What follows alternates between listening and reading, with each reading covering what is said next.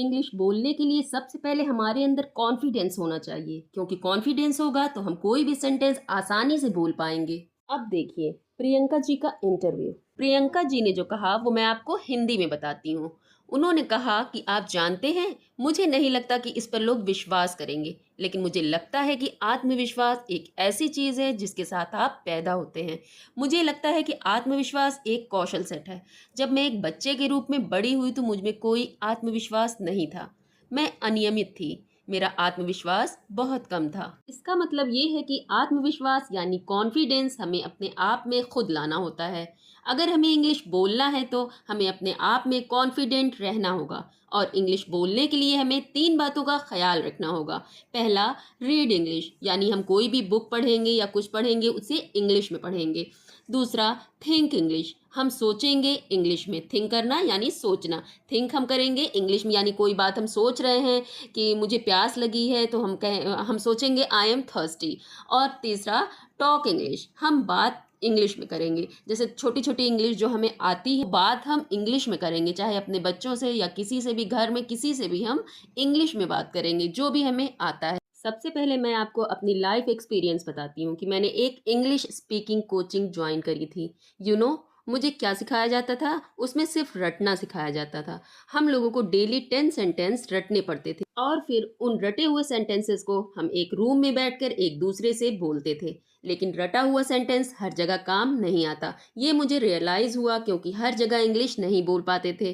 काफ़ी टाइम बाद मुझे फील हुआ कि जिस कोचिंग से मैं इंग्लिश सीख रही हूँ उसे सिर्फ पैसे लेने से मतलब है, हमें फ्लुएंसर बनाने का नहीं। थोड़े टाइम के बाद मुझे ऐसा लगा कि एक ऐसा तरीका है जिसे कोई भी बिना पैसा दिए, बिना कहीं जाए, घर पर ही इंग्लिश सीख सकता है, वो भी हाई लेवल की। फ्रेंड्स, आपको लाइफ में कितनी बार फील होता है कि मेरे पास नॉलेज अच्छा है, मेरे पढ़ाई में मार्क्स भी अच्छे आते हैं, मैं अच्छा दिखता भी हूँ, लेकिन इस इंग्लिश की वजह से मैं आगे नहीं बढ़ पाता, या इंटरव्यू में पास नहीं हो पाता, या लोगों को इम्प्रेस नहीं कर पाता। देखिए, आपको जॉब चाहिए या आपको इंग्लिश कन्वर्सेशन सीखना है या आपको अपने इंग्लिश से लोगों को इम्प्रेस करना है, या जो भी रीज़न है, मैं आपको उस रीज़न के लिए मैं आपसे रिक्वेस्ट करती हूँ कि वीडियो को एंड तक देखिएगा।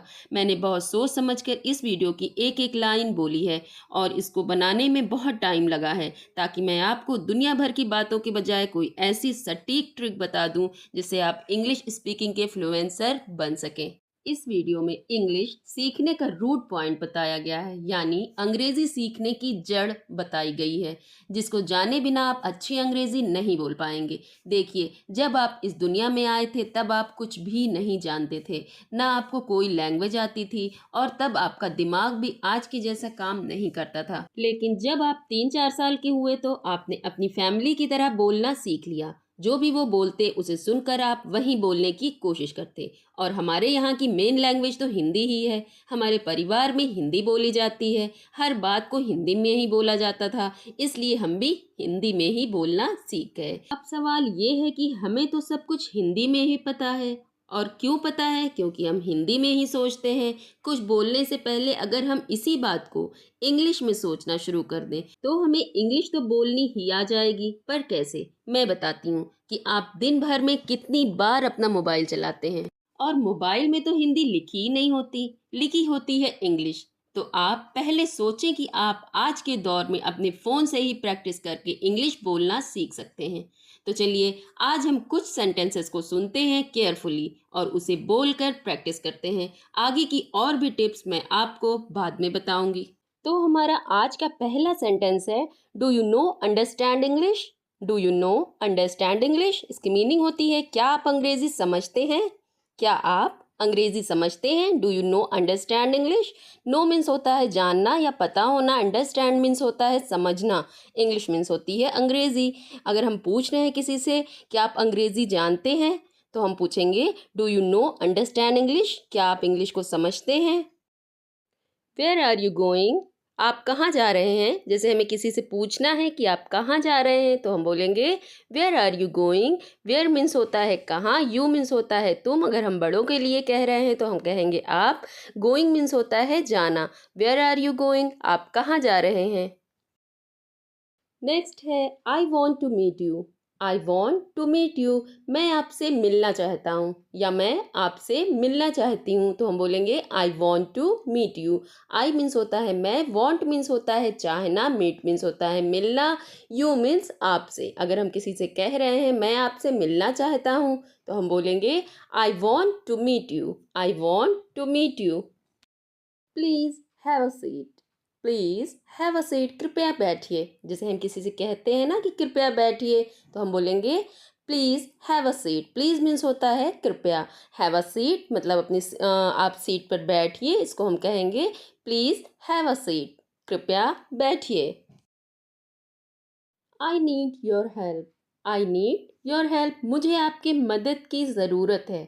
जैसे हम किसी से कह रहे हैं कि मुझे आपकी मदद की ज़रूरत है, तो हम बोलेंगे I need your help, I need your help. I means मुझे, नीड मीन्स होती है ज़रूरत, योर मीन्स आपकी, हेल्प मीन्स होती है मदद। मुझे आपकी मदद की ज़रूरत है, आई नीड योर हेल्प। आप भी मेरे साथ बोल कर प्रैक्टिस करिएगा, क्योंकि बोलने से कॉन्फिडेंस आता है। नेक्स्ट है I am new here, I am new here, हम किसी से बता रहे हैं कि हम यहाँ पर नए हैं या कोई ऑफिस ज्वाइन किया है या कुछ भी, अगर हम किसी से बता रहे हैं ना कि हम यहाँ पर नए हैं, तो हम बोलेंगे आई एम न्यू हेयर, मैं यहाँ पर नया हूँ। न्यू मीन्स होता है नया, हेयर मीन्स यहाँ, मैं यहाँ पर नया हूँ, I am new here. She is reading a book, she is reading a book, इसकी मीनिंग होती है वो किताब पढ़ रही है। अगर हम कह रहे हैं कि वो किताब पढ़ रही है, तो हम बोलेंगे she is reading a book. She means होता है वो लड़की के लिए प्रयोग किया जाता है, इज़ मीन्स है, रीडिंग मीन्स होता है पढ़ना, रीड करना, बुक मीन्स होती है किताब। She is reading a book, वो एक किताब पढ़ रही है। He is eating lunch, he is eating lunch, वो दोपहर का खाना खा रहा है। अगर हम कह रहे हैं वो दोपहर का खाना खा रहा है, तो हम बोलेंगे he is eating lunch. He boy के लिए प्रयोग किया जाता है। ईटिंग मीन्स होता है खाना, लंच मीन्स होता है दोपहर का खाना। ईट मीन्स होता है खाना, ही इज़ ईटिंग लंच, वो दोपहर का खाना खा रहा है।